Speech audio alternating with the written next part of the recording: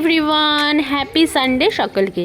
তো সকালবেলায় আমি রান্নাঘরে ঢুকে গেছি। আজকে হবে চিকেন, এক পাশে বসিয়ে দিয়েছি। এখানে হয়েছে শুটকি মাছ, এক পাশে হচ্ছে ফ্রাইড রাইস, চাল ভেজানো আছে।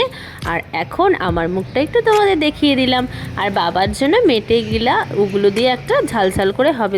আজকের চিকেনটা আর এই মেটের তরকারিটা কিন্তু আমিই করেছি। মেটে শুধু নেই তো, গলা আর কী আছে ওগুলো। আর ফ্রাইড রাইসে এখানে দেখো সব কেটে রেডি করা হয়েছে। আর এখানে এই দেখো বাবার জন্য যেটা করছিলাম আমি, সেটা ঝাল ঝাল করে। আর ফ্রাইড রাইসটাও রেডি হয়ে গেছে।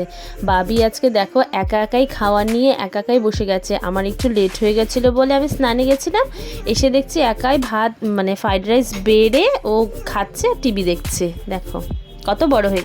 খাওয়া দাওয়া শেষে ছাদে চলে এসেছি। আর এখানে এসে বাবি দেখো সাজুগুজু করেছে। হ্যাঁ, নিচ থেকে সাজুগুজু করে এসছে এখানে রিলস করবে বলে।